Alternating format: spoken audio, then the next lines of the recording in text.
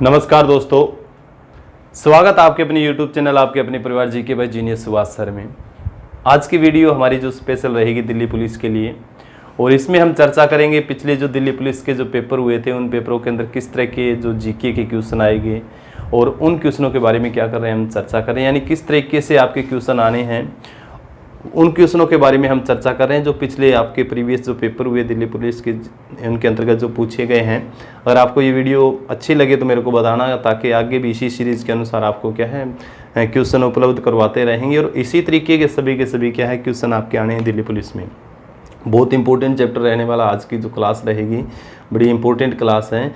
इसमें जो हम दिल्ली पुलिस का जो प्रीवियस पेपर है वही उठाया है मैंने, उसी के लिए 20-25 क्वेश्चन लिए हैं और उनसे संबंधित ही हमें क्या करने हैं, क्वेश्चन याद करने हैं। ठीक है, तो एक जो पहला क्वेश्चन दिया हुआ था आपके पेपर के अंदर है वो था, कौन सी संस्था भारत में राजकोषीय नीति तैयार करती है।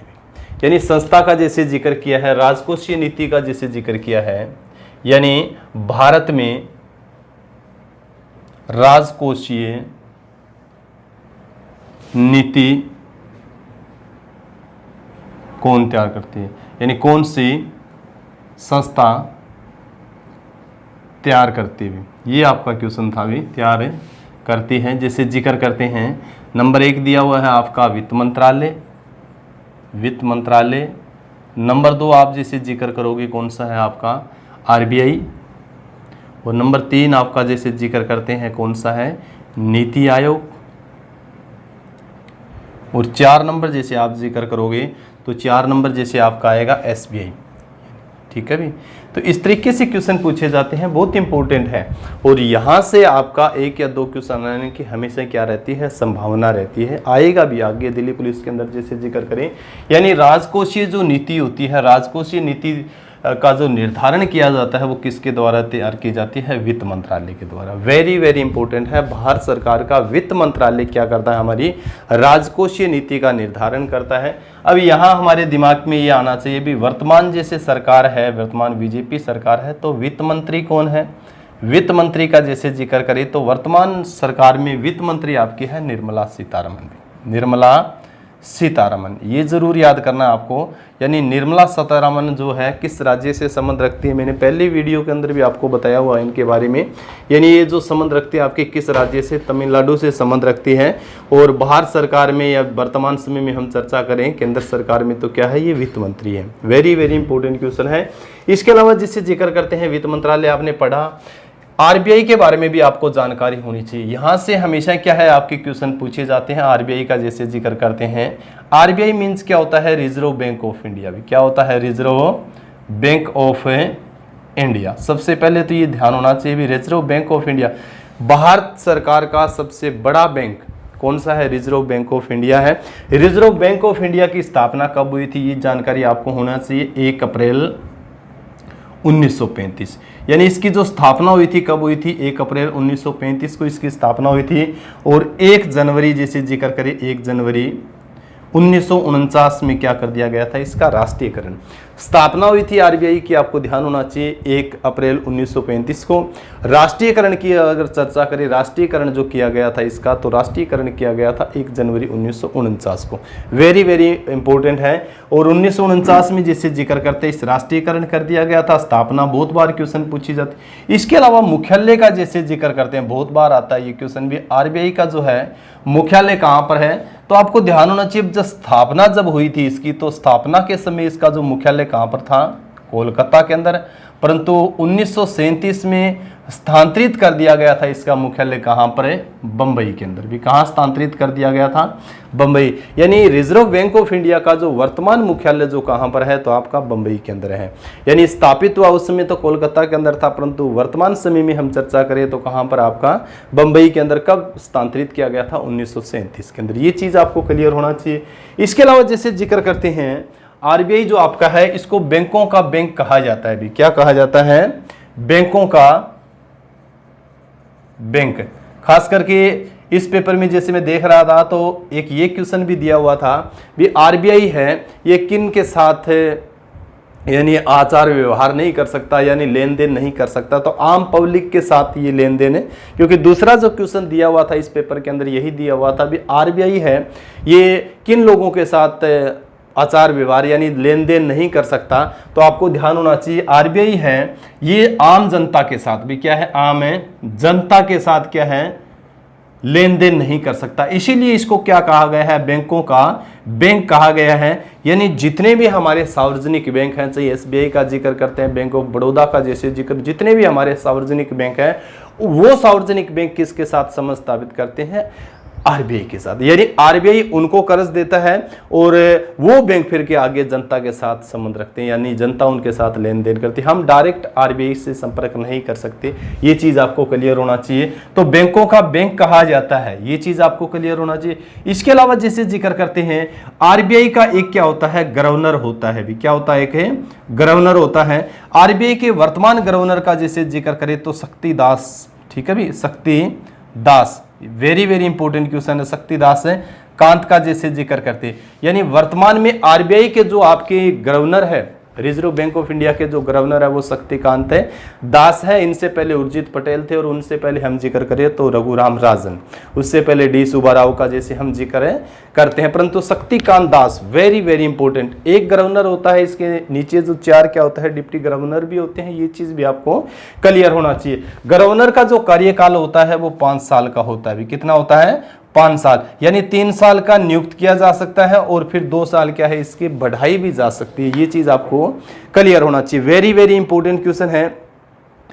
यानी भारत जैसे अभी जिक्र करें वर्तमान में जो आरबीआई के गवर्नर कौन है, वो शक्तिकांत दास है। इसके अलावा कई बार ये क्वेश्चन पूछ लिया जाता है भी जब ये स्थापित हुआ था उस समय कौन थे भी, यानी 1935 में जब आरबीआई की स्थापना हुई थी 1935 के अंदर, तब इसके जो अध्यक्ष थे यानी 1935 में, तब उसके गवर्नर जनरल कौन थे, तो आपका आता है ओसबोरेन बेरोन सिमथ भी, ठीक है भाई, वेरी वेरी इंपॉर्टेंट क्वेश्चन है। यानी सर ओसबोरेन सिमथ क्या है, जब बैंक स्थापित हुआ था, ब्रिटेन के थे ये, जब आरबीआई की स्थापना हुई उस समय इसके क्या थे, अध्यक्ष थे। प्रथम भारतीय का हम जिक्र करते हैं तो सीडी देशमुख थे भी, यानी प्रथम भारतीय का जैसे जिक्र करें भी, प्रथम भारतीय कौन थे, इसके जो भारतीय आरबीआई के जो गवर्नर थे भी आपके आरबीआई के, तो ये थे आपके सीडी देशमुख भी, सीडी देशमुख। और सीडी देशमुख के समय में आपको ध्यान होना चाहिए 1 जनवरी 1949 को क्या हुआ था, इसका राष्ट्रीयकरण हुआ था, किसका, आरबीआई का। वेरी वेरी इंपॉर्टेंट क्वेश्चन है, ये चीज आपको क्लियर होना चाहिए। यानी सीडी देशमुख के समय में 1949 में इसका क्या हुआ था, राष्ट्रीयकरण हुआ था, क्योंकि सीडी देशमुख 1943 से लेके 1949 तक इसके क्या रहे थे, गवर्नर रहे थे, क्या रहे थे इसके, गवर्नर आरबीआई की। वेरी वेरी इंपॉर्टेंट है, ये चीज भी आप क्लियर करो, बहुत इंपॉर्टेंट है। इसी के दौरान ही क्या हुआ था, राष्ट्रीयकरण हुआ था।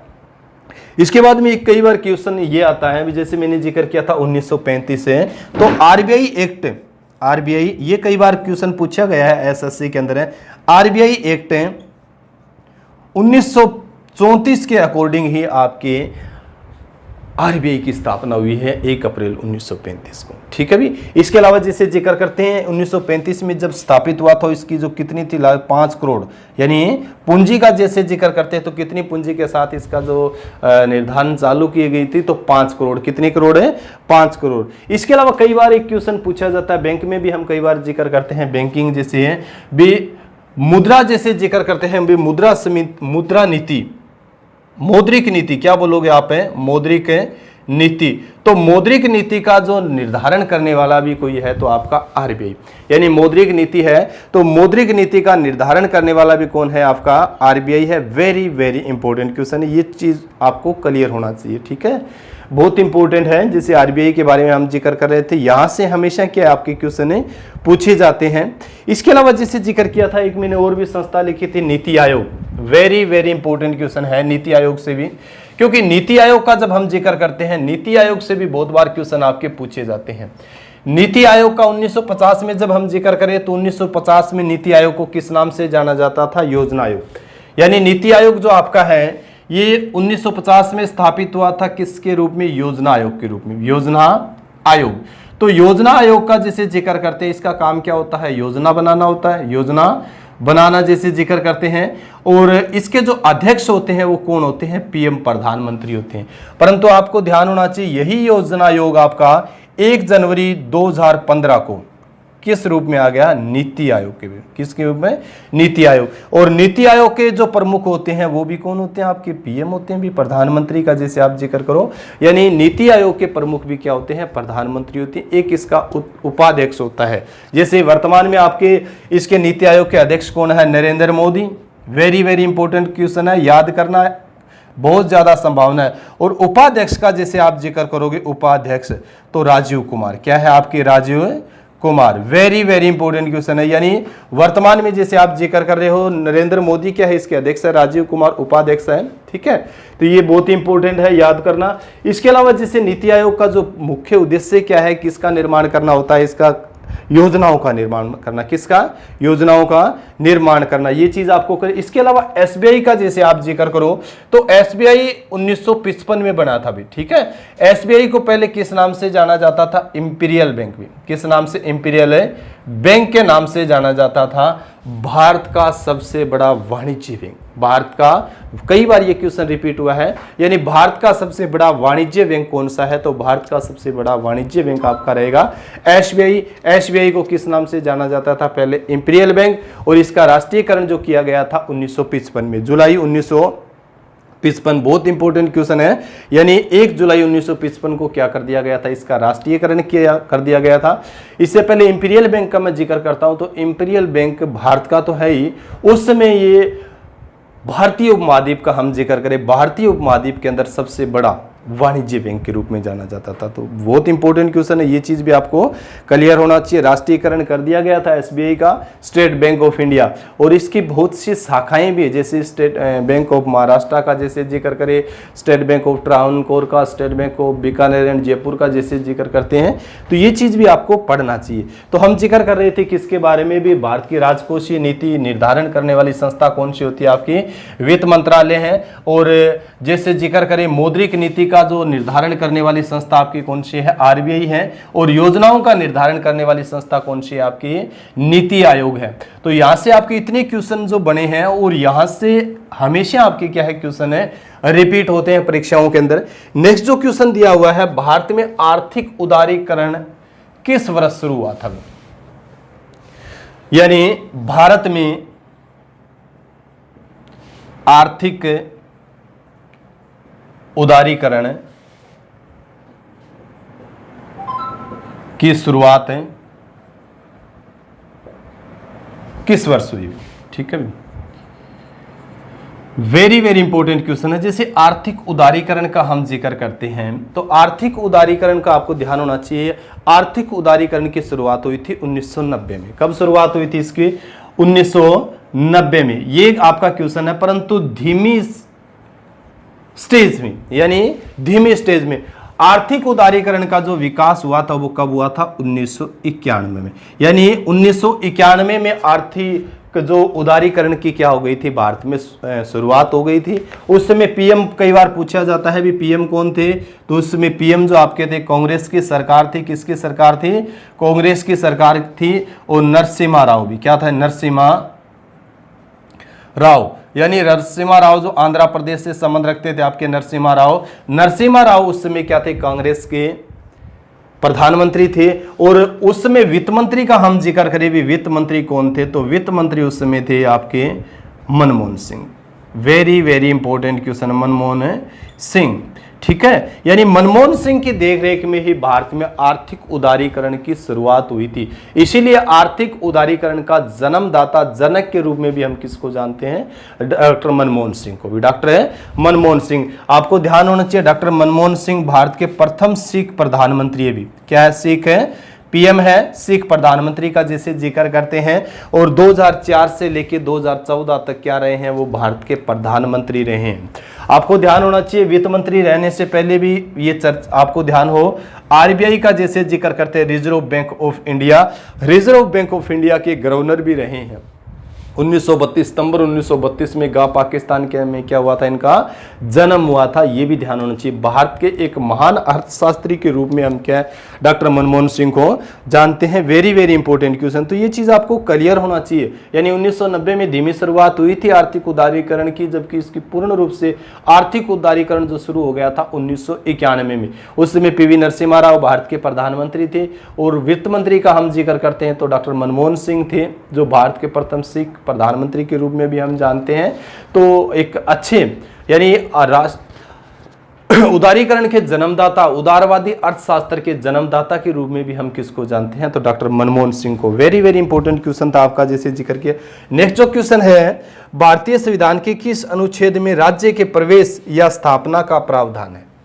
ये देखो कई बार इसके बारे में, वैसे तो देखो जब मैं ये पेपर देख रहा था थोड़ी देर पहले तो मैंने देखा भी इनसे संबंधित तो सभी से संबंधित हमने क्वेश्चन कभी कभार एक दो क्वेश्चन आए थे, हमने चर्चा भी की इन चीज़ों के बारे में। यानी सभी जितना भी पेपर देख रहे थे कम से कम 25-30 ऐसे क्वेश्चन थे जो क्वेश्चन मैंने यदा कदा करवाए हैं, कहीं न कहीं उन क्वेश्चनों का क्या है जिक्र आए हैं। तो मैंने सोचा भी चलो दिल्ली पुलिस का भी ये पेपर लेके हम क्या कर इसके बारे में थोड़ी जानकारी देते हैं। तो इसने लिखा है भारतीय संविधान के किस अनुच्छेद में, यानी भारतीय संविधान के किस अनुच्छेद में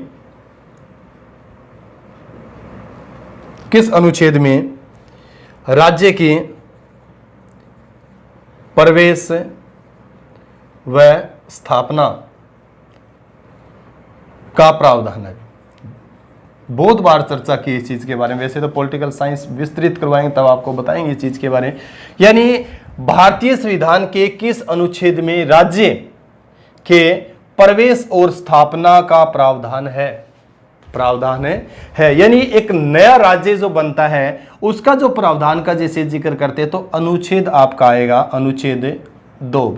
यानी अनुच्छेद 2 में क्या है, किसका वर्णन है, एक नया राज्य बनना, यानी एक नए राज्य की स्थापना से संबंधित।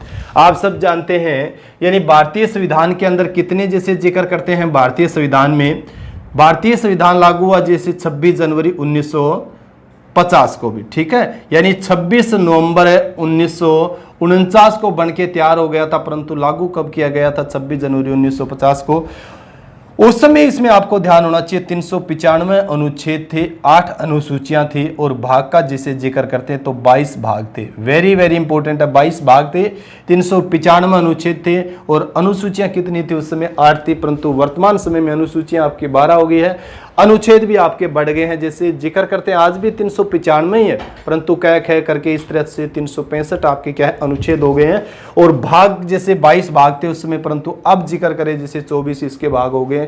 भाग तो वही 22 है परंतु 22 का इस तरह से जोड़ दिए गए। तो हम जिक्र कर रहे थे जैसे भारतीय संविधान के भाग नंबर हम 1 का जैसे जिक्र करते हैं, 1 में अनुच्छेद आप जिक्र करोगे अनुच्छेद 1 से लेके 4, ये किससे संबंधित है, यानी भारतीय संविधान का भाग नंबर 1 किससे संबंधित है भी, भारत एक संघ है राज्यों का भी, भारत एक क्या है संघ है एक राज्यों का। पहले में हम पढ़ेंगे तो भारत एक संघ है राज्यों का भी, भारत के 28 राज्य मिलकर जैसे क्या बनाते हैं एक देश बनाते हैं। उसके बाद में दूसरे में हम पढ़ते भी एक नए राज्य का जैसे उद्भव होता है, विकास स्थापना होती है किससे। इसके अलावा ये जो जिक्र करते हैं चौथे में जैसे जिक्र करते हैं तो तीनों का जो मतलब बनाने के बाद में कानून, यानी अनुच्छेद 1 से लेके 4 तक आप पढ़ोगे वो किससे संबंधित है, भारत और उसके संघ यानी भारत और उसके राज्यों से संबंधित है। ये भाग नंबर 2 का जैसे जिक्र करोगे आप तो 2 में आपकी क्या है नागरिकता है, ठीक है भी, 2 में क्या आपकी नागरिकता। और भाग नंबर 3 में आप जैसे पढ़ोगे तो क्या पढ़ोगे आप मौलिक अधिकार, ठीक है भी, मौलिक अधिकार जैसे पढ़ोगे। और 4 नंबर जैसे आप पढ़ोगे तो 4 नंबर में क्या पढ़ोगे, राज्य के नीति निर्देशक तत्व भी, राज्य के नीति निर्देशक तत्व भी, ठीक है, निर्देशक तत्व का जैसे जिक्र करते हो। यानी अनुच्छेद 1 से 4 तक तो आप जिक्र करो भाग नंबर 1 में, फिर भारत एक संघ है राज्यों का, दूसरे में नागरिकता 5 से लेके 11 तक आप नागरिकता पढ़ोगे।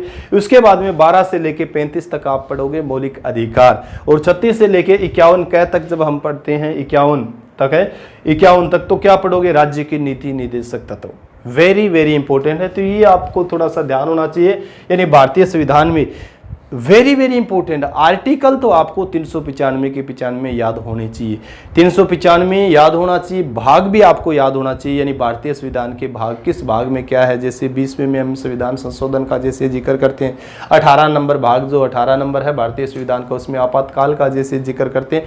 अलग अलग आपको जानकारी होनी चाहिए इस चीज के बारे में। तो बड़ा इंपॉर्टेंट क्वेश्चन था जिसके बारे में हम जिक्र कर रहे थे, बहुत इंपॉर्टेंट है, पता होना चाहिए भी मूल संविधान और वर्तमान संविधान। ठीक है भी, ये कई बार क्वेश्चन कंफ्यूज करने वाले आते हैं बच्चों को, भी पूछा जाता है भी भारतीय के मूल संविधान में कितनी अनुसूचियां हैं। अब बच्चे कई बार क्या होते हैं, ओवर कॉन्फिडेंस के कारण गलत कर देते हैं। तो ओवर कॉन्फिडेंस नहीं होना है, हमें बिल्कुल शांत मन के साथ क्या परीक्षा देनी है, पढ़ना क्वेश्चन जरूर है, क्योंकि हमने पढ़ा ओवर कॉन्फिडेंस के अंतर्गत हम क्या कर देते हैं 12 अनुसूचियां, जबकि उसकी पूरी हेडिंग हम नहीं पढ़ते भी उसने क्या है भी मूल संविधान में कितनी अनुसूचियां, तो मूल संविधान में 8 अनुसूचियां हैं, जबकि वर्तमान संविधान के अंदर हम जिक्र करें तो 12 अनुसूचियां, यानी वर्तमान और मूल में थोड़ा सा फर्क होने के कारण क्या है क्वेश्चन का जो आंसर बदल जाता है, परंतु हम ओवर कॉन्फिडेंस के कारण इसको गलत कर देते हैं। कोई बात नहीं, ध्यान करना। इसके अलावा निम्नलिखित में से कौन सा भारतीय संविधान के अंतर्गत मौलिक कर्तव्य है भी। अब मौलिक कर्तव्य से संबंधित जिक्र किया है भी, मौलिक कर्तव्य जो है आपके मौलिक कर्तव्य, ठीक है भी, वेरी वेरी इंपॉर्टेंट है मौलिक कर्तव्य। यानी इन्होंने लिखा है निम्न में से कौन सा भारतीय संविधान के अंतर्गत मौलिक कर्तव्य है, तो 4 जैसे दे रखे हैं, तो इसमें से देश की रक्षा करे तथा आह्वान किए जाने पर भी, ठीक है, यानी आह्वान किए जाने पर देश की क्या है रक्षा करने के का भी हमारा क्या है कर्तव्य है। आपको ध्यान होना चाहिए मौलिक जो कर्तव्य हमने लिए हैं रूस से भी, क्योंकि मैंने जिक्र भी किया है पहले भी इस चीज के बारे में, यानी भारतीय संविधान के ऊपर बहुत से देशों का प्रभाव है, यानी भारतीय संविधान में हमने बहुत से देशों से अलग अलग चीजें ली है। जैसे मौलिक कर्तव्य का हम जिक्र करते हैं तो किस देश से ली है, सोवियत रूस, उस समय का सोवियत रूस था, परंतु वर्तमान आपका क्या है रूस है। मौलिक कर्तव्य, मौलिक कर्तव्य का आप जिक्र करते हो तो पहले कितने थे आपके 10 मौलिक कर्तव्य थे, मौलिक कर्तव्य 10 थे आपके, परंतु आपको ध्यान हो 2002 में 86वां संविधान संशोधन जो आपका हुआ था, उस 86वें संविधान संशोधन के साथ एक और ऐड कर दिया। अब कितने आपके मौलिक कर्तव्य हैं, अब आपके मौलिक कर्तव्य 11 है भी, यानी 11वां जो मौलिक कर्तव्य वो कब जोड़ा गया था 2002 में 86वां संविधान संशोधन में। इसके अंतर्गत 6 से 14 साल का जो बच्चा है, यानी 6 से 14 साल का जो बच्चा है उसको शिक्षित करने का, उसकी शिक्षा का प्रचार प्रसार करने का,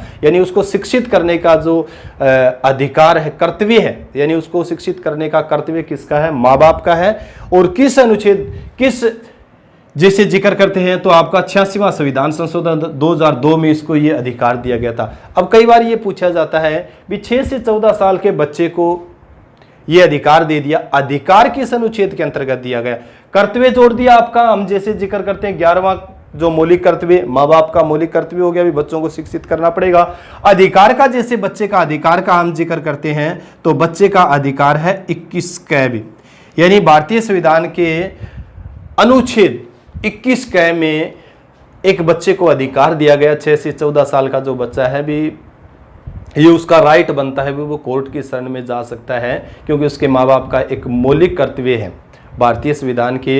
और ये भी ध्यान होना चाहिए भाग नंबर जैसे 51 क में जोड़ा गया भी, क्या किस में जोड़ा गया ये 51 क, यानी मौलिक कर्तव्य का जैसे जिक्र करते हैं 51 में 51 का, तो 51 क में ये जोड़ा गया है। अधिकार जो दिया गया है बच्चे को क्या है 21 क के अंतर्गत, वेरी वेरी इंपॉर्टेंट है। और कब दिया गया था ये 11वां जो मौलिक कर्तव्य जोड़ा गया था 2002 में 86वां संविधान संशोधन। इसके अलावा एक चीज आपको क्लियर होना चाहिए, जो मौलिक कर्तव्य है ये भारतीय संविधान में कब जोड़े गए थे। सवर्ण सिंह कमेटी का जैसे हम जिक्र करते हैं, वेरी वेरी इंपॉर्टेंट क्वेश्चन है, यानी सरदार सवर्ण सिंह समिति जो है, सरदार सवर्ण सिंह समिति, तो सरदार सवर्ण सिंह समिति के अंतर्गत 1976 में भी 1976 में 42वां संविधान संशोधन के द्वारा क्या जोड़ा गया था भारतीय संविधान में, आपको ध्यान हो मौलिक कर्तव्य जोड़े गए थे। 11वां आपका 2002 में जैसे जिक्र करते हैं, ये भी आपका इंपॉर्टेंट है, तो ये आपको पढ़ना चाहिए भी, बहुत इंपॉर्टेंट है। किस देश से लिए हैं ये भी ध्यान होना चाहिए, सोवियत रूस से लिए थे जो वर्तमान आपका रूस है। इसके अलावा जो नेक्स्ट क्वेश्चन दिया हुआ है बहुत इंपॉर्टेंट है, यानी 16 महाजनपदों में सबसे मजबूत महाजनपद कौन सा था? कई बार यहां से ऐसी कोई विरली ही कोई एग्जाम रहा होगा जिसमें से आपके जीएस आती हो, जिसमें से यहां से आपका क्वेश्चन ना पूछा गया अभी। यानी 16 महाजनपदों में से सबसे शक्तिशाली भी, क्या लिखोगे आप? शक्तिशाली महाजनपद कौन सा था? भी महाजनपद कौन सा था? ठीक है, वेरी वेरी। आपको वैसे तो एंशियंट हिस्ट्री में 5वीं 6वीं शताब्दी ईस्वी पूर्व का जैसे जिक्र करते हैं, मैंने विस्तृत रूप से आपको इनके बारे में जानकारी दी हुई है। अगर फुल डिटेल आपको चाहिए तो आप एंशियंट हिस्ट्री के GK by genius Subhash sir की प्ले लिस्ट में जाके आप इस चैप्टर को बिल्कुल आप क्लियर कर सकते हो। अगर आपने ये चैप्टर क्लियर कर लिया तो यहाँ से तो आपके हमेशा ही क्वेश्चन क्रिएट होने हैं, तो आपने हमेशा के लिए 2 नंबर आपके क्या है पक्के कर लिए। तो आपको ध्यान होना चाहिए, जैसे जिक्र किया है 16 महाजनपदों को, 16 महाजनपद का जैसे जिक्र करते हैं तो आपको ध्यान हो 5वीं 6वीं शताब्दी का जैसे हम जिक्र करते हैं, उस समय भारत में कितने महाजनपद थे? 16 महाजनपद थे, जिसमें से सबसे मजबूत महाजनपद था आपका मगध। भी क्या है? मगध, जो वर्तमान समय में हम जिक्र करते हैं बिहार भी क्या है? बिहार। तो मगध जो महाजनपद था प्राचीन काल में, वो सबसे मजबूत महाजनपद था। 5वीं 6वीं शताब्दी ईस्वी पूर्व हम जिक्र करते हैं भी 16 महाजनपद थे, अलग अलग जो जैसे जिक्र करते हो अलग अलग है। यानी कितने महाजनपद थे आपके? अलग है, 16 महाजनपद थे। 16 महाजनपदों में सबसे मजबूत महाजनपद था कौन सा था? मगध।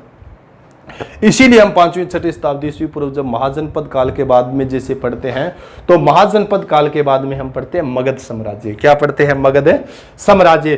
क्योंकि सभी मगध साम्राज्य मजबूत शक्तिशाली होने के कारण और जितने भी महाजनपद थे, इन महाजनपदों को अपने अधीन कर लिया था और एक नए साम्राज्य की स्थापना की थी, मगध साम्राज्य की। किस साम्राज्य की स्थापना की थी? मगध साम्राज्य। तो कई बार क्वेश्चन एक तो ये आता है सबसे शक्तिशाली, इसके बाद में एक क्वेश्चन सबसे ज्यादा इंपॉर्टेंट अभी दक्षिण में स्थित क्या है आपका? स्थित है महाजनपद। ये क्वेश्चन कई बार रिपीट हुआ। अभी दक्षिण में स्थित महाजनपद है तो आपका कौन सा रहेगा? आपका ये अस्मक रहेगा। अभी कौन सा रहेगा? अस्मक। अस्मक की राजधानी क्या है आपकी? पोतन है। ठीक है भी, अस्मक की राजधानी पोतन या पोटली जैसे जिक्र करते हैं तो आंध्र प्रदेश में स्थित है आपका। ठीक है भी, जैसे आंध्र प्रदेश सेल पर्वत का जैसे जिक्र करते हैं तो सेल पर्वत के नजदीक आपका अस्मक। और पश्चिम का हम जिक्र करते हैं भी, पश्चिम में कौन सा? तो पश्चिम में आपका रहेगा गांधार। भी क्या रहेगा? गांधार का जैसे जिक्र करते हो गांधार। गांधार की राजधानी क्या है? तक्षशिला है। क्या राजधानी इसकी? तक्षशिला। वर्तमान में जो पाकिस्तान का पेशावर जिला जो आप पढ़ोगे, वही प्राचीन काल में आपका क्या था? गांधार था। ठीक है जी, गांधार महाजनपद। गांधारी का जैसे महाभारत में हम जिक्र करते हैं, शकुनी का जैसे जिक्र करते हैं, यही। इसके अलावा जैसे आप कुरु जनपद का भी जिक्र कर सकते हो, मत्स्य का भी जिक्र कर सकते हो, कंबोज का भी जैसे जिक्र कर सकते हो, अंग का भी जिक्र कर सकते हो, वत्स, वजी, ठीक है, मल का जैसे जिक्र कर सकते हो, चेदी का जिक्र कर सकते हो।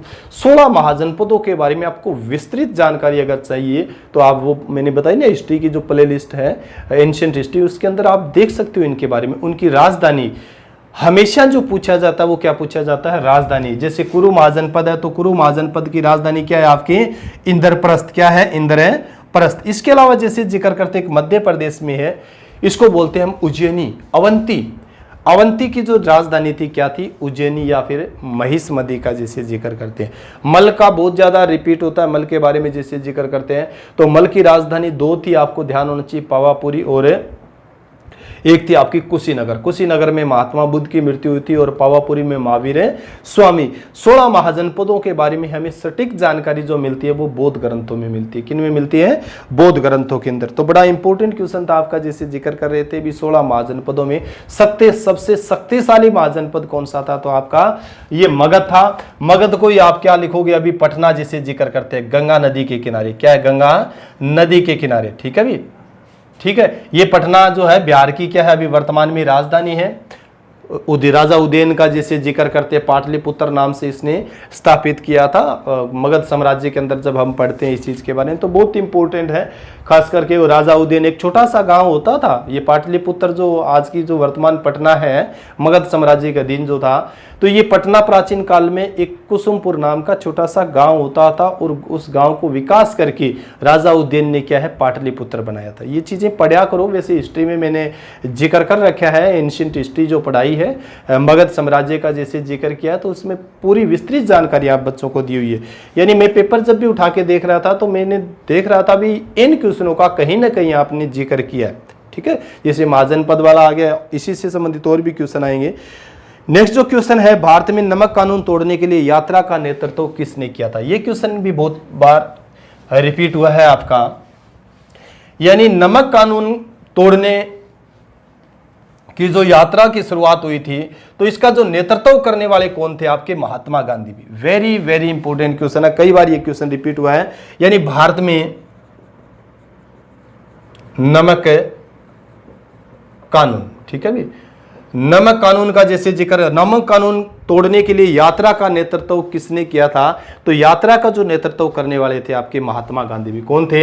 यानी यात्रा का नेतृत्व करने वाले थे आपके Mahatma Gandhi. Very very important question है, यहां से भी कई क्वेश्चन रिपीट होते हैं। यानी 2 अक्टूबर का जैसे जिक्र करते, 2 अक्टूबर 1869 को गुजरात में इनका क्या हुआ था? गुजरात पोरबंदर में इनका जन्म हुआ था। और 30 जनवरी 1948 में दिल्ली के अंदर जैसे जिक्र करते हैं, दिल्ली में इनकी क्या कर दी गई थी? नथुराम गोडसे के द्वारा हत्या कर दी गई थी। तो आपको ध्यान होना चाहिए, यात्रा की जैसे जो दांडी यात्रा, इसको क्या बोलते हैं आप? दांडी यात्रा के नाम से भी जाना जाता है, ठीक है। नेतृत्व करने वाले थे महात्मा गांधी। यानी महात्मा गांधी के साथ 78 इसके क्या थे? अनुयायी थे। 78 इसके साथी थे जिन्होंने दांडी मार्च किया था। लगभग आपको ध्यान होना चाहिए, दांडी मार्च का जैसे जिक्र करते हैं, दांडी मार्च से ये क्या है, लगभग 400 किलोमीटर का सफर तय किया गया था। अहमदाबाद आपने सुना है, गुजरात की जो राजधानी है अहमदाबाद है, सॉरी राजधानी गांधीनगर है, अहमदाबाद एक बहुत बड़ा शहर है जिसको, ठीक है, अहमदाबाद। तो अहमदाबाद के साबरमती से भी, साबरमती से नवसारी के दांडी तक भी, ठीक है, दांडी तक लगभग 400 किलोमीटर भी क्या है, 400 किलोमीटर की क्या थी ये यात्रा थी। 78 यूनियन है, ये बहुत बार क्वेश्चन पूछा गया है। यानी दांडी मार्च किया गया था, उसमें महात्मा गांधी कितने सदस्य थे? तो 78 सदस्य थे। कितने सदस्य थे आपके?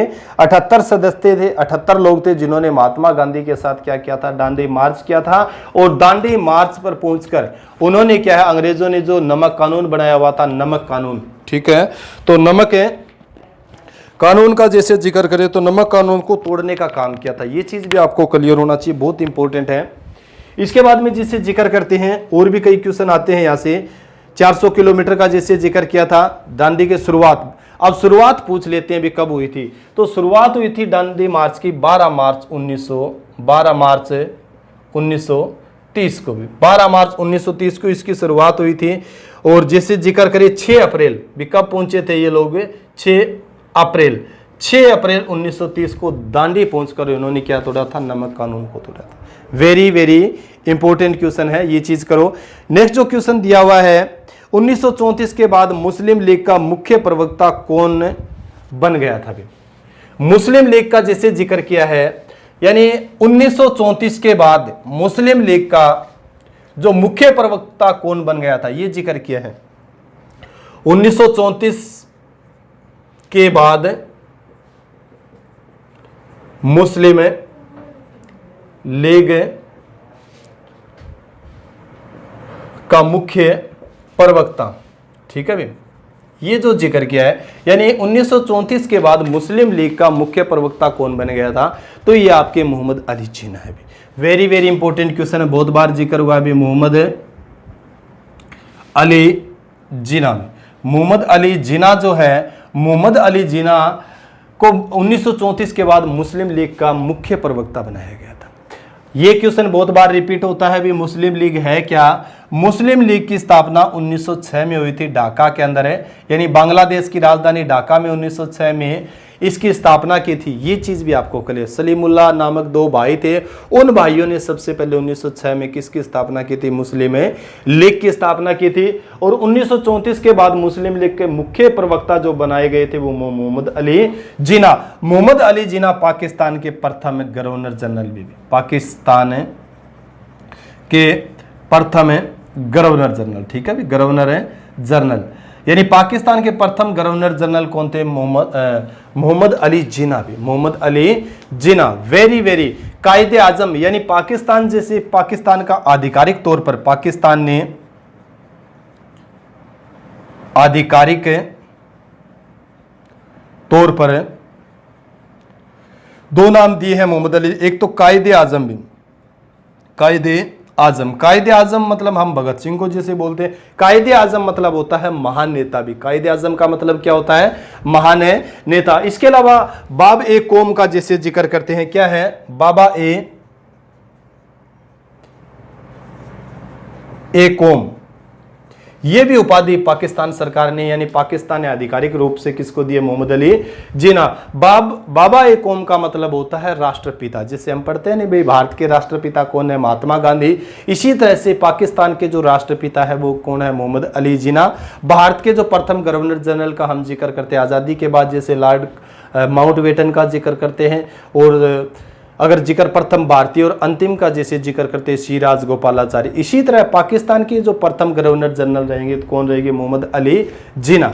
तो ये बहुत इंपॉर्टेंट आपके क्वेश्चन थे, इनसे संबंधित आप जिक्र करना, खास करके मुस्लिम लॉ आप जरूर पढ़ना। होने वाली आपकी जो दिल्ली पुलिस की जो परीक्षा है उसमें ये क्वेश्चन आपको जरूर मिलेगा। यानी 1906 में मुस्लिम लीग की स्थापना हुई थी, सलीमुल्लाह नामक दो भाइयों ने की थी। कहाँ पर हुई थी? ढाका में। किस देश की राजधानी है? बांग्लादेश की राजधानी है। और बांग्लादेश की जो मुद्रा हमेशा पूछी जाती है भी, तो बांग्लादेश की मुद्रा रहेगी टका भी। क्या रहेगी आपकी?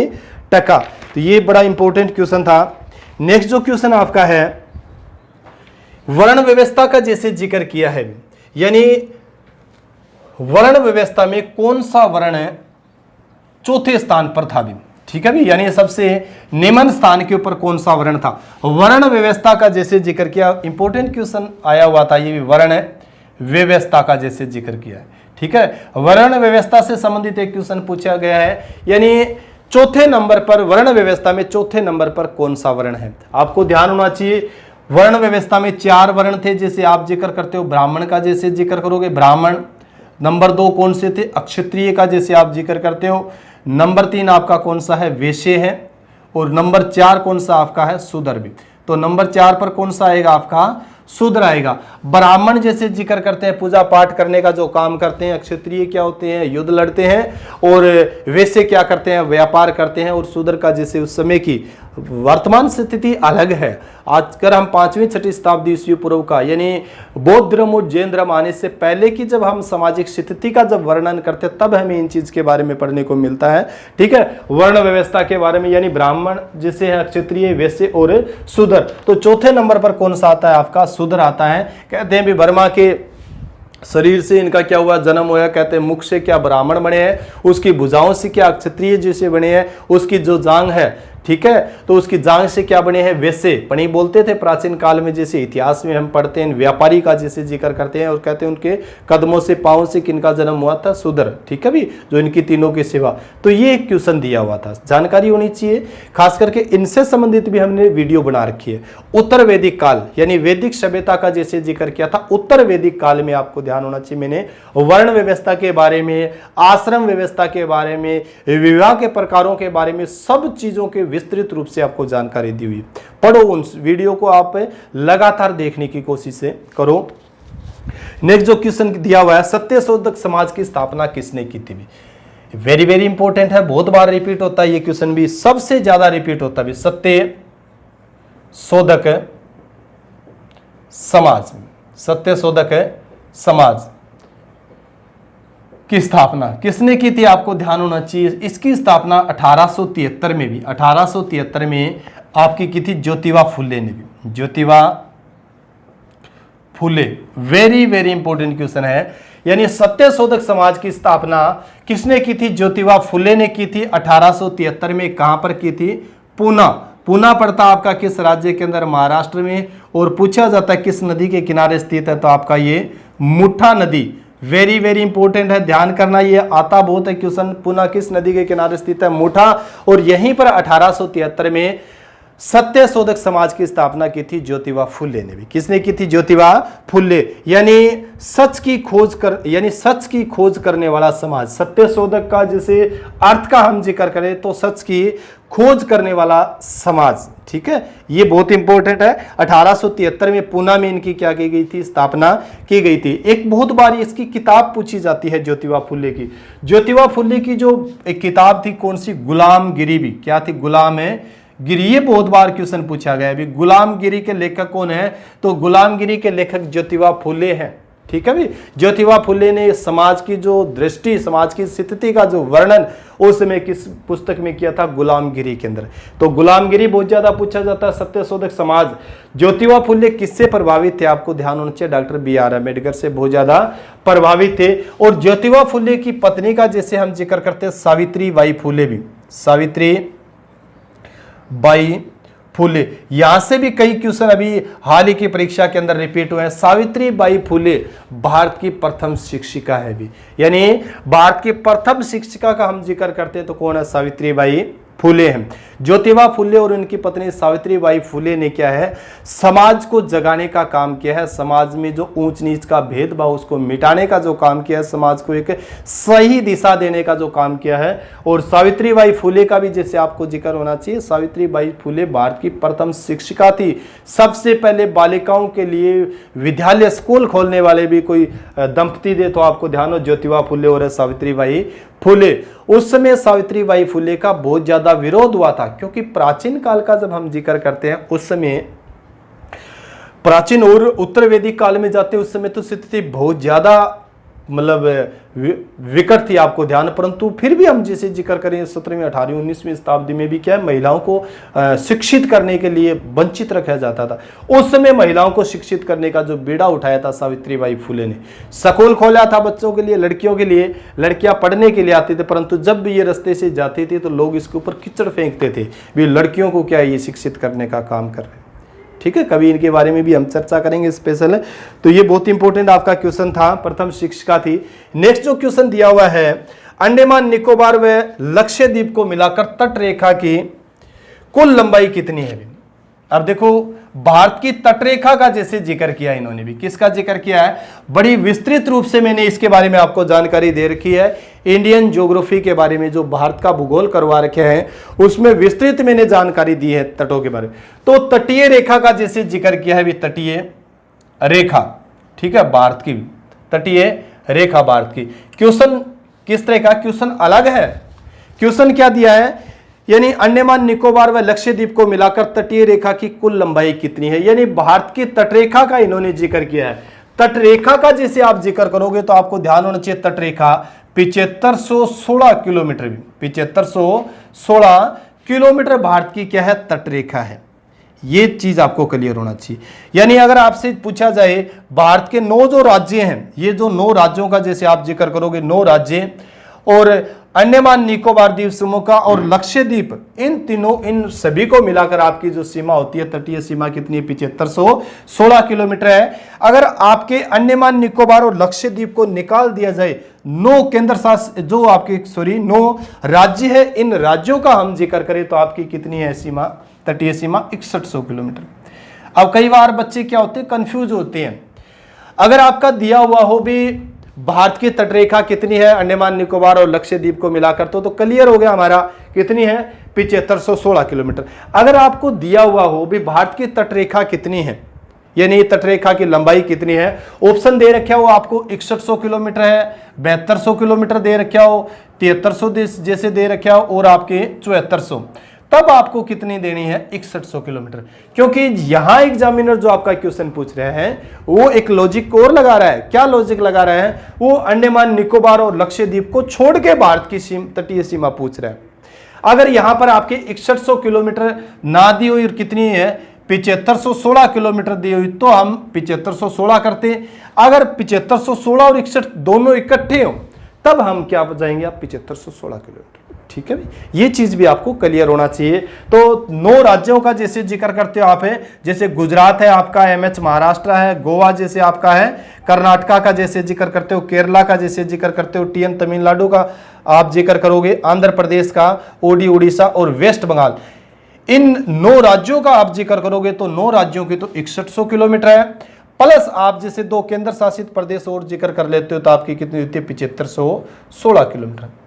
सिंपल सा क्वेश्चन है, ये चीज भी आपको क्लियर होना चाहिए। अगर आपसे लक्षद्वीप और अंडमान निकोबार की अलग से पूछे तो इसके बारे में भी आपको जानकारी होनी चाहिए भी कितनी है, तो इनकी जो रहेगी वो लगभग रहेगी आपकी 1416 किलोमीटर। भी निकाल सकते हो, कोई दिक्कत वाली बात नहीं है। इसके अलावा जिक्र किया है किस दिशा में भारत वलित पर्वत से घिरा हुआ नहीं है। यानी एक क्वेश्चन दिया हुआ था, उसमें भी भारत में किस दिशा के अंदर वलित पर्वत नहीं है। अब उसमें जिक्र क्या दिया हुआ था, भारत का जैसे जिक्र किया है, वलित पर्वत का जैसे जिक्र किया तो अलग दे रखा था किस दिशा में नहीं है। जैसे एक तो लिखा था उत्तर में, दूसरा जो है उत्तर पूर्व, तीसरा ऑप्शन क्या है उत्तर पश्चिम, और चौथा ऑप्शन क्या है आपका पश्चिम भी। क्या है आपका पश्चिम।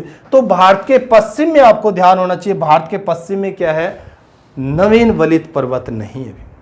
हम सब जानते हैं यहां पर कौन सा पर्वत श्रृंखला आपकी हिमालय पर्वत श्रृंखला। कौन सी पर्वत श्रृंखला है आपकी हिमालय, यानी उत्तर में आपका क्या है नवीन वलित। हिमालय जो पर्वत है आपका हिमालय, ये नवीन वलित पर्वत है। क्या है आपका नवीन वलित पर्वत है। इसके बारे में भी मैंने विस्तृत जानकारी आपको दे रखी है। जितने भी मैं क्वेश्चन देख रहा था हर क्वेश्चन के बारे में हमने चर्चा की है। हो सकता है एक एक वीडियो में एक एक क्वेश्चन आपको मिले, इकट्ठे आपको ना मिले, तो आप उन वीडियो को देखने की ज्यादा से ज्यादा कोशिश करो।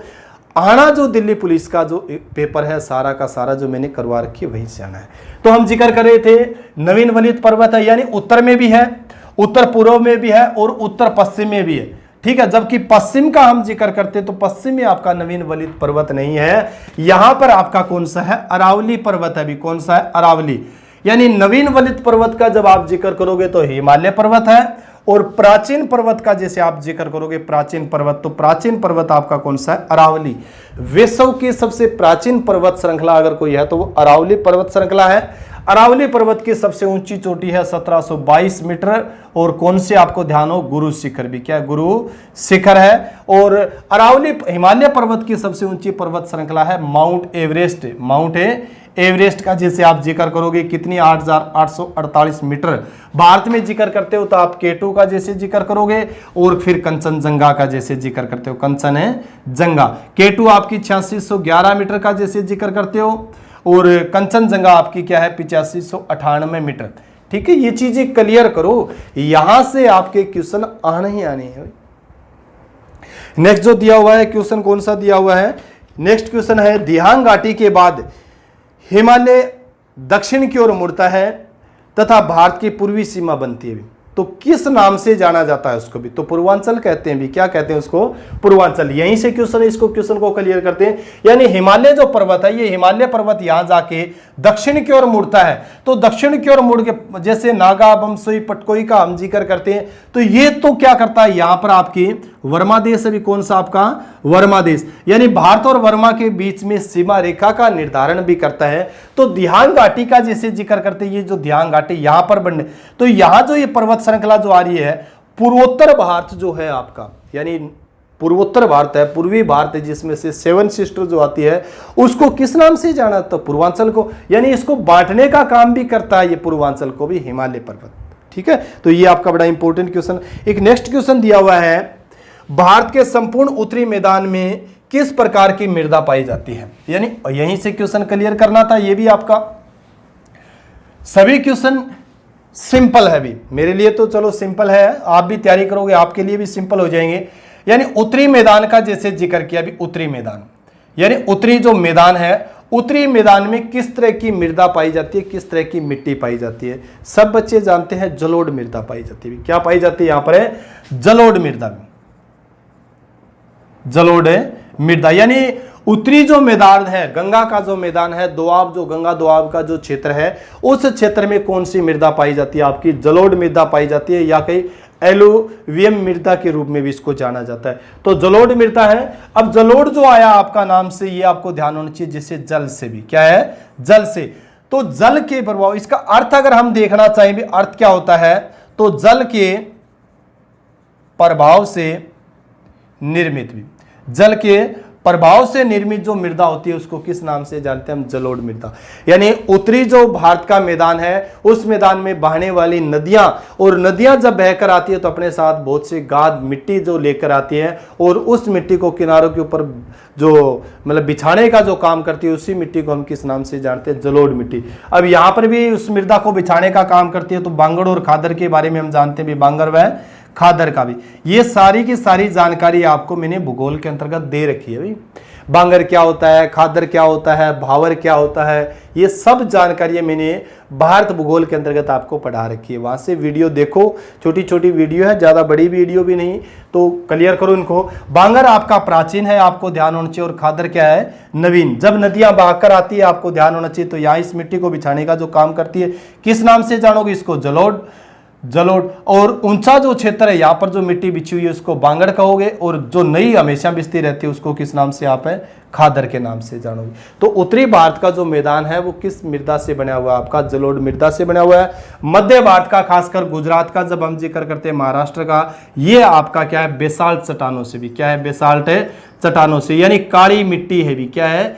काली मिट्टी का जैसे जिक्र करोगे, ठीक है भी, बेसाल्ट चट्टानों। क्योंकि बेसाल्ट जो चट्टाने हैं वो टूट फूट कर किस मृदा का निर्माण करते हैं? किस मिट्टी का निर्माण करते हैं? आपकी ये काली मिट्टी, जो कपास की फसल के लिए बहुत, रेगुड़ मिट्टी के नाम से भी इसको जानते हैं, कपासी मिट्टी के रूप में भी इसको जानते हैं, कपास की फसल के लिए सर्वोत्तम मिट्टी के रूप में जानी जाती है। और दिल्ली पुलिस के अंदर ये आपको क्वेश्चन मिलेगा भी, ठीक है भी, कपास की जो फसल के लिए।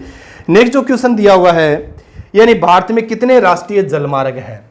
जैसे आपको ध्यान होना चाहिए, परिवहन के साधनों का जब हम जिक्र करते हैं तो तीन तरह के जो परिवहन के होते हैं मार्ग परिवहन, यानी वायु परिवहन होता है, आपका जल परिवहन होता है, और स्थल परिवहन का जिससे जिक्र करते हैं। तो जल परिवहन का जैसे जिक्र किया है भी, भारत में राष्ट्रीय जल मार्ग कितने हैं भी? राष्ट्रीय जल मार्ग भारत में, राष्ट्रीय जलमार्ग, ये दिल्ली पुलिस 2017 के अंदर ये क्वेश्चन पूछे हुए, जितनी उन्हीं क्वेश्चनों के बारे में मैं चर्चा कर रहा हूं। तो राष्ट्रीय जलमार्ग जो आपके हैं वो कितने हैं वर्तमान में? 111। कितने हैं? 111। यानी आपको क्लियर हो इस चीज के बारे में, राष्ट्रीय जलमार्ग अधिनियम 2016 के लागू होने के बाद, राष्ट्रीय जलमार्ग अधिनियम 2016 के लागू होने के बाद भारत में राष्ट्रीय जलमार्गों की जो संख्या हो गई है वो कितनी होगी? 111 भी। राष्ट्रीय जलमार्गों की संख्या कितनी होगी? यानी राष्ट्रीय जल मार्ग अधिनियम, ये जरूर पढ़ना भी, अधिनियम 2016 के बाद लागू होने के बाद में कितने हो गए? 111। इसमें से आपको छोटा और लंबा, ठीक है भी, यानी लंबा राष्ट्रीय जलमार्ग भी आपको ध्यान होना चाहिए, और छोटा जो राष्ट्रीय जलमार्ग उसके बारे में भी आपको जानकारी होना चाहिए। अगर हम जैसे जिक्र करते हैं छोटा जो है, तो छोटा है वो आपका है राष्ट्रीय जलमार्ग जो है, राष्ट्रीय जलमार्ग 69 भी। ये किस राज्य में? आपका तमिलनाडु में। किस राज्य में? तमिलनाडु में। और लंबे का हम जिक्र करें तो ये कौन सा है? राष्ट्रीय जलमार्ग नंबर 4 भी, क्या है आपका? 4 है। ये आपका 3 राज्यों में, खासकर तमिलनाडु का आप जिक्र करोगे, आंध्र प्रदेश और तेलंगाना, ठीक है भी। यानी तमिलनाडु, आंध्र प्रदेश और तेलंगाना में जो विस्तृत है राष्ट्रीय राजमार्ग नंबर 4, ये भारत का सबसे लंबा राष्ट्रीय जलमार्ग है भी, ठीक है। ये चीज भी आपको क्लियर, राष्ट्रीय जलमार्ग है 2890 किलोमीटर लंबा है भी। कितना है ये? 2890 किलोमीटर। अब ये थोड़ा सा बच्चों के दिमाग में ये चीजें आ रही है भी, ऐसे कैसे हो सकता है, वहां पर जलमार्ग कैसे बन सकते हैं? तो आपको ध्यान होना चाहिए, नदियों को आपस में जोड़कर बनाए गए भी। इन नदियों जैसे कावेरी, कृष्णा, इन नदियों को आपस में जोड़कर क्या बनाया हुआ है? एक जलमार्ग बनाया हुआ है। तो भारत में जो राष्ट्रीय जलमार्गों की संख्या कितनी होगी है वर्तमान समय में? 111। वेरी वेरी इंपॉर्टेंट क्वेश्चन है। नेक्स्ट क्वेश्चन दिया हुआ है, भारत के किस शहर में फिलीपींस आधारित अंतर्राष्ट्रीय चावल अनुसंधान संस्थान स्थापित किया गया है। वेरी वेरी इंपॉर्टेंट क्वेश्चन है भी, यहां से भी हमेशा क्वेश्चन रिपीट होते हैं आपके। यानी भारत के किस शहर में भी, भारत के शहर में फिलीपींस में, फिलीपींस आधारित अंतर्राष्ट्रीय चावल अनुसंधान संस्थान स्थापित किया जा रहा है। तो ये आपका रहेगा भी वाराणसी भी, क्या रहेगा आपका, वाराणसी। ठीक है, वेरी वेरी इंपॉर्टेंट क्वेश्चन है वाराणसी। ठीक है, ये बहुत इंपॉर्टेंट है, ये चीज़ आपको क्लियर होना चाहिए। यानी भारत के किस शहर में फिलीपींस आधारित अंतर्राष्ट्रीय चावल अनुसंधान संस्थान स्थापित किया जा रहा है, तो वाराणसी। अब आपको ध्यान होना चाहिए, अंतर्राष्ट्रीय चावल अनुसंधान संस्थान, हम फिलीपींस की राजधानी कहाँ पढ़ते हैं, मनीला में भी। कहाँ पढ़ते हैं, मनीला। अगर आपसे ये क्वेश्चन, तो अंतर्राष्ट्रीय चावल अनुसंधान संस्थान का आप जिक्र कर रहे हो जो वाराणसी में स्थापित किया जा रहा है। वर्तमान आपके पीएम नरेंद्र मोदी भी यहाँ से क्या है, सांसद है। अगर पूछा जाए राष्ट्रीय चावल अनुसंधान संस्थान भी, राष्ट्रीय चावल अनुसंधान संस्थान, तो राष्ट्रीय चावल अनुसंधान संस्थान आपका कटक है, उड़ीसा के अंदर भी। कहाँ पर आपका कटक है, उड़ीसा में। वही स्थान है कटक जहाँ पर है उड़ीसा का हाई कोर्ट भी अभी क्या है, उड़ीसा का हाई कोर्ट भी है। और नेताजी सुभाष चंद्र बोस का यहाँ पर 23 जनवरी 1897 को जन्म भी हुआ था। यानी राष्ट्रीय चावल अनुसंधान संस्थान का हम जिक्र करेंगे तो कटक, जबकि भारत के किस शहर में फिलीपींस आधारित अंतर्राष्ट्रीय चावल अनुसंधान स्थापित किया जा रहा है, तो वाराणसी। ठीक है भी, वाराणसी की बहन किसको कहा जाता है, काशी। ठीक है भी, आपका गाजीपुर को भी किसको कहा जाता है, आपका गाजीपुर। वेरी वेरी इंपॉर्टेंट है। एक क्वेश्चन जो आपका और है लास्ट छोटा सा, रेफ्रिजरेटर और प्रशीतक एसी जो होते हैं उसमें से किस प्रदूषक का प्रयोग होता है। यानी ठीक है भी, साइंस का है वैसे क्वेश्चन, आपको ध्यान होना चाहिए। रेफ्रिजरेटर जो होता है, तो रेफ्रिजरेटर और एसी जो होते हैं उसमें सीएफसी का जो प्रयोग होता है। सीएफसी एक प्रदूषक है जो हमारे पर्यावरण को प्रदूषित करने का काम करता है, खास करके O3 यानी ओजोन परत, ओजोन परत को क्या पहुंचाता है, वो नुकसान पहुंचाता है और ओजोन परत का अपसरण करता है, जिससे क्या है, सूर्य से आने वाली हानिकारक किरणें, अल्ट्रावायलेट रे जो किरणें वो धरती के ऊपर सीधी आ रही है और स्किन कैंसर जैसी घातक बीमारी फैला रही है। इसी यानी 16 सितंबर को हम क्या है, ओजोन दिवस भी बनाते हैं। यानी ओजोन की सुरक्षा से संबंधित प्रण लेने के लिए हम क्या करते हैं, 16 सितंबर को हर साल है ओजोन दिवस बनाते हैं। तो भाई अगर आप लगातार इस तरीके की अगर परीक्षा तैयारी करते हो, कोई मुश्किल वाली बात तो नहीं है। जैसा मैंने पेपर देखा अभी दिल्ली पुलिस का, ठीक है भी, करत अभ्यास जड़मती हो सुजान, धीरे धीरे लगातार आप लगे रहो, सफलता आपके कदम चूमेगी। इसी के साथ अगर आप बच्चों का सहयोग रहा, आपको ये वीडियो अच्छी पसंद आई, तो इसी तरीके की आपको वीडियो हम उपलब्ध करवाते रहेंगे भी ज़्यादा से ज़्यादा। ठीक है, तो इसी के साथ सभी बच्चों को जय हिंद, जय भारत।